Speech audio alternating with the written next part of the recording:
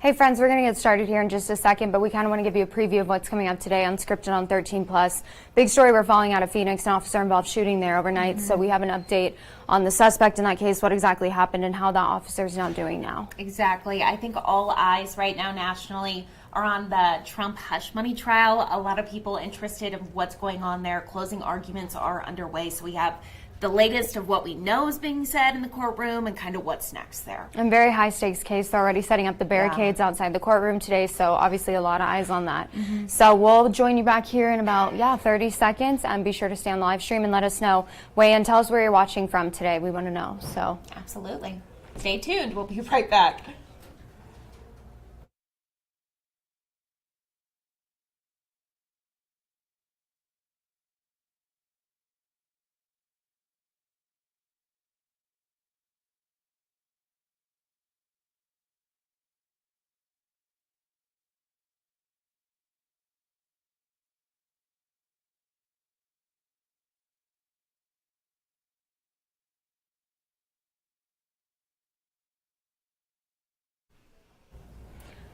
well, thanks for joining us and staying with us here on Unscripted on 13+. I'm Anna Orsini. And I'm Carson Courier. Glad to have you back, friend. Oh, I'm glad to be back. And then I'll be gone again because I'm moving this weekend. So I'm sorry.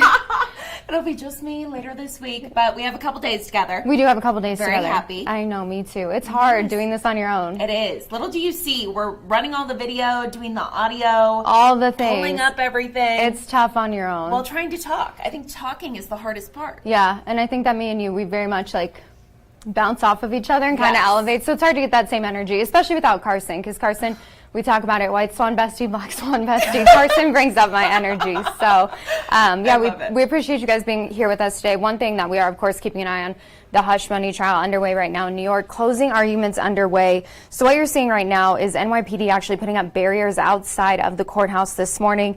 We know that the defense was up first in this case, and attorneys for the former president told jurors that the case is about documents and that the prosecution did not prove their case. Trump attorneys also told the jury that testimony from former Trump fixer and attorney Michael Cohen was nothing but lies, saying that the money paid to Cohen was actually for legal fees. Now remember, the argument made during the trial was the money labeled as legal fees was actually the hush money paid to Stormy Daniels. Once the defense wraps up, it will be the prosecution's turn to present their closing arguments. Before closing started today, the judge told the jury, quote, "They alone are the judges of the facts of the case." Now, the judge also said none of the closing arguments should be considered as evidence, and they should only consider the evidence presented.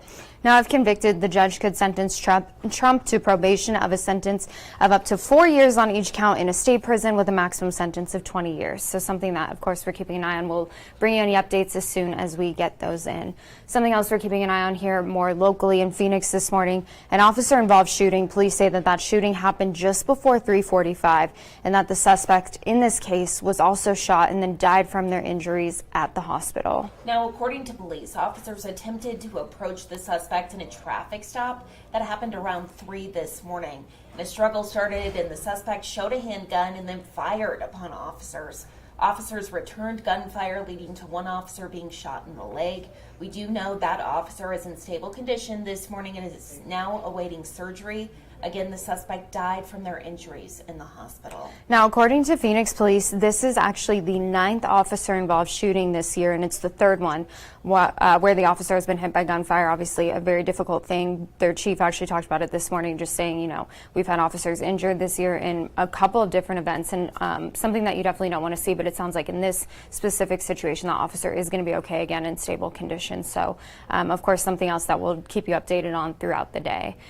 And on a national level, something we've been keeping an eye on, especially coming out of the holiday weekend, is severe weather. This is actually the scene in Dallas this morning. So we saw tornadoes north of Dallas over the weekend, and this is what they woke up to, just intense winds, lightning, absolute chaos, and something I think that we can't even imagine. We've been so dry here. I know, absolutely. It feels like Texas as a whole just cannot catch a break. So we know tornadoes were responsible for at least 23 deaths over the holiday weekend, including 4 children. So that's in parts of Kentucky, Arkansas, Texas, Oklahoma, and Alabama. The storms killed 15 in Arkansas and Texas alone. Another 5 people died in Kentucky. Now, central and northern Texas appear to be the face of the most serious threat of severe weather today. 47 million people are at risk for severe weather, and it does include Austin, Dallas, Fort Worth. They could see hail, lightning, and wind gusts up to 80 miles per hour.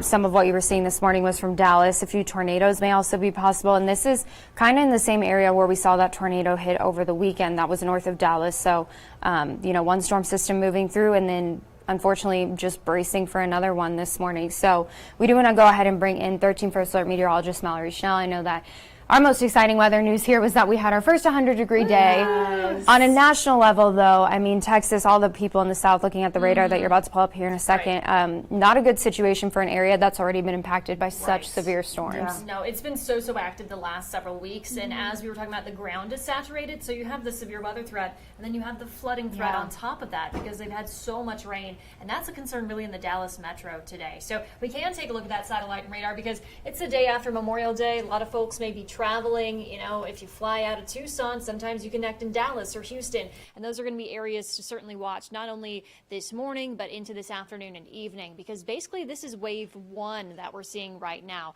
moving finally out of Dallas through Waco into East Texas and eventually into Louisiana, and then more storms are forming northwest of OKC. So this is round 1. Round 2 arrives this afternoon and evening along what's called a dry line. So what that means is we'll have those storms start off to the west and then make their way east throughout the state of Texas. You can see basically the entire state of Texas included in this severe weather outlook, either level 2 in the yellow, level 3 in the orange. That does include Waco, Austin, San Antonio, Houston in the orange there. So certainly an area to watch for damaging wind gusts, hail, like Anna said, isolated tornadoes, and flooding as well. Back here at home, though, of course, much quieter. We're talking the heat. As you mentioned, yesterday, our first triple-digit day of the year.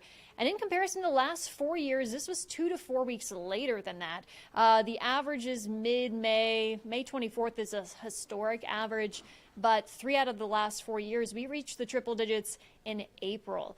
So this, a bit later than that. Current conditions, though, certainly heating up at this hour. We have 80s on the map across southern Arizona.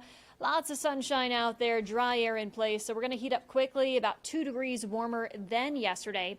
92 in Oracle this afternoon, 94 in Nogales, 100 in Green Valley, 102 in Tucson.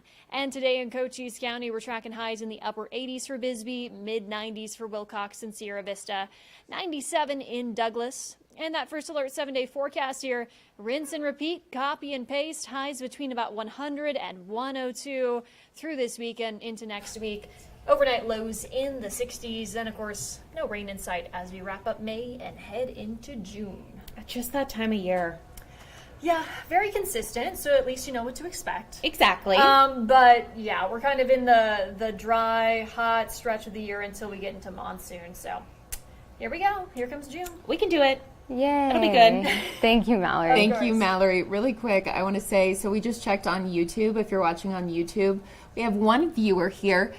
BW414. I feel like you watch every day. We love that. That's awesome. He said his cats say hi, so we want to say hi to your cats. Tell them we said hi. Give them a good scratch. We love all of our viewers. Yes, send us a picture of your cats. We'd Yeah, we love want to to see see. that. Super sweet. Especially when the animals say hi. Exactly. Of course, we care when y'all say hi, but the animals too.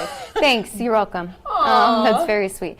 Well, something else, of course, Mallory just mentioned, some of the impacts that we're seeing travel-wise because of these storms. And again, not seeing anything here, but you could be impacted if you're traveling elsewhere. Many people trying to fly in and out of Tucson during Memorial Day weekend were stranded at airports, and a lot of that has to do with the weather outside of Tucson, causing issues in connecting flights and causing a ripple effect kind of throughout the country. Isn't that the worst? It just adds to your stress because let's say you have like a connection. So like if one of your flights is delayed and then you can't make your connection and then you have to land and know that you're going to have to reschedule your flight and you don't know when you're going to, and like then you wonder about your bags, if they're getting on the right flight. And it's Exactly. just, I'm sorry for anyone who had to deal with that this weekend. Absolutely. It is just the absolute worst. And recently we've been talking about, I know now that they're actually able to refund you for your bag if you paid for your bag and it wasn't able to get to where it needs to go because you missed a connection. Not just because you missed a connection, because the connection was either delayed or canceled because of weather. So I guess that's some good news, but still, flying nowadays, I feel like it's just extremely stressful. So hopefully a lot of those folks get home either today or tomorrow. Many of them off in the East Coast and parts of the Midwest. So yeah, thinking of everyone who is still traveling, and obviously, hoping that you get home safely and didn't have to deal with any of that travel chaos.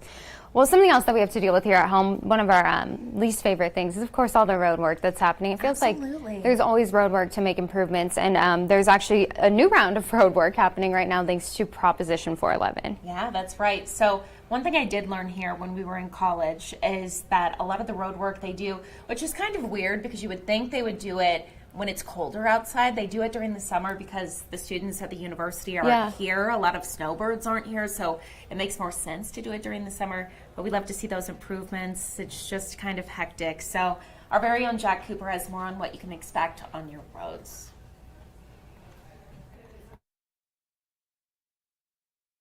Every morning from here on out, from 7 a.m. until 5 p.m. is when crews are going to be out here working on Tucson Boulevard. We're on the corner of 22nd Street and Tucson Boulevard, and I drove along it a little bit earlier today, and it's really just a lot of patchwork that they've done over the last couple of years. It's been a number of years since they've actually worked on this road, so in about a month and a half, it's going to look really nice. Now the goal is to strip the top layer and completely repave the road and create a brand new surface to drive on. During the work, there's still going to be one lane open in both directions, but if you can avoid this area, you should. This is all part of the 5-year Collector Street program, which was approved by Mayor and Council back in 2022. The program as a whole has $15 million for different collector streets, like Old Spanish Trail, which the city just recently repaved, and now Tucson Boulevard. We appreciate the public support in our Proposition 411. That is something that we want to make sure that we're delivering high quality projects to the community using those funds as responsibly as we can. So we want to get out there and really start addressing the street conditions in our city. Now it's going to be about a month and a half. The beginning to middle of July is when they're going to finish up work along Tucson Boulevard. But I'm told the city already has their sights set on many other streets that they're going to repave all throughout Tucson. Reporting along Tucson Boulevard and 22nd Street, I'm Jack Cooper, 13 News.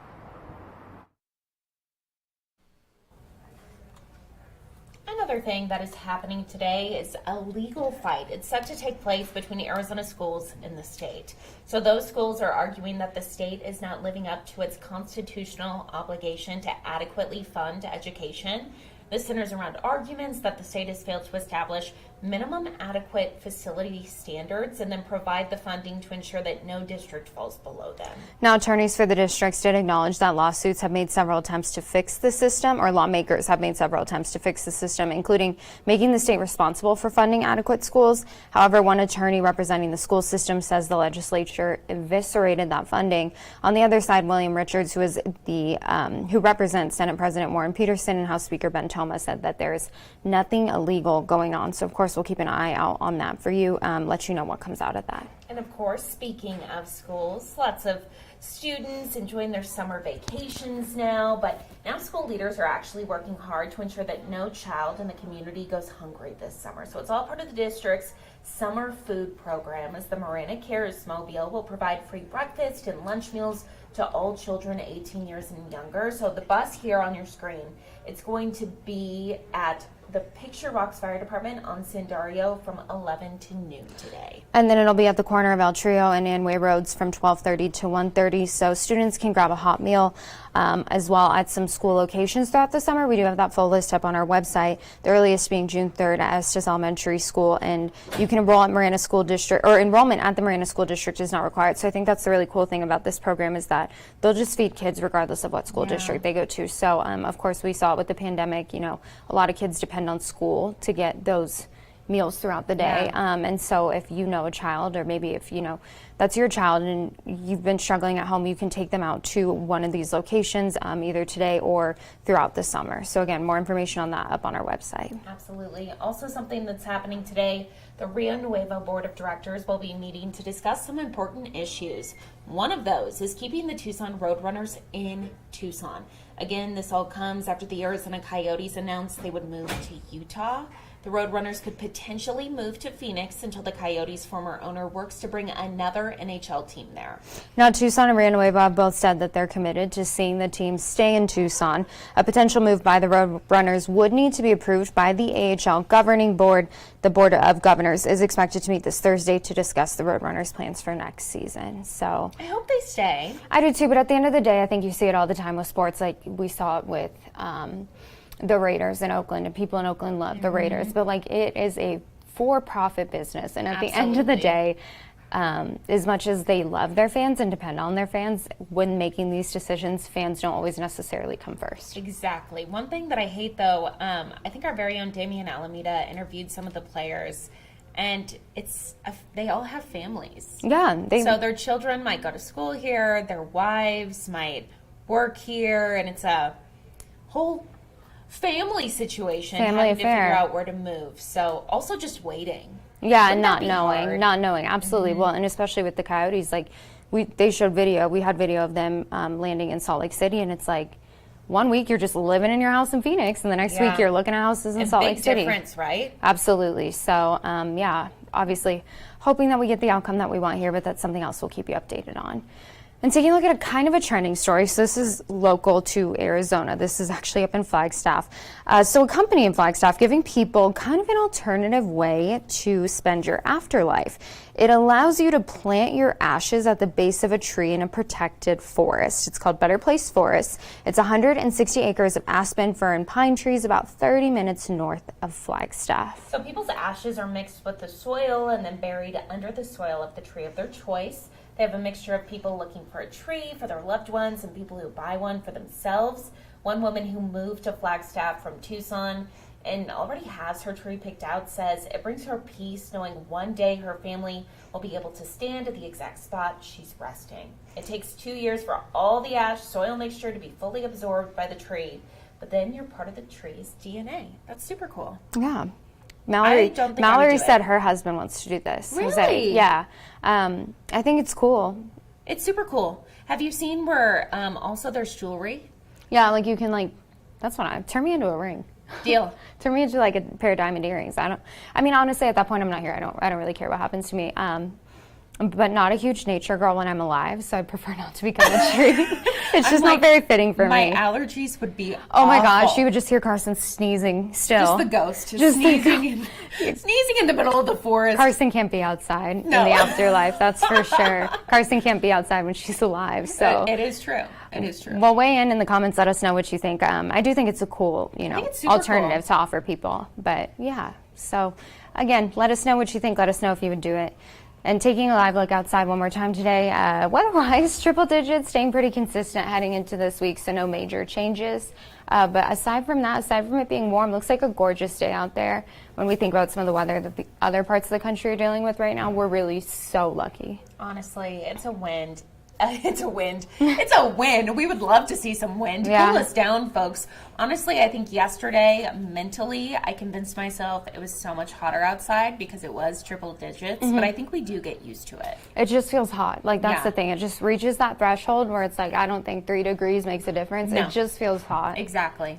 Well, be safe, everyone. If you are going to be outside, of course, do it in the early morning hours or later at night. Always have so much water on hand. You never know. You never know when you're going to need that. Also, sunscreen, hats, shade, all the things. And do not walk your doggies Think about their little feet. Yeah. in the middle of the afternoon. Don't do it. Do not do it. Harley won't even do it. He'll go outside and he'll be like, nope, I'm good. Well, thanks for joining us for Unscripted on 13 Plus. We'll see you back here tomorrow morning at 9:30. Have Thanks a good for one. watching.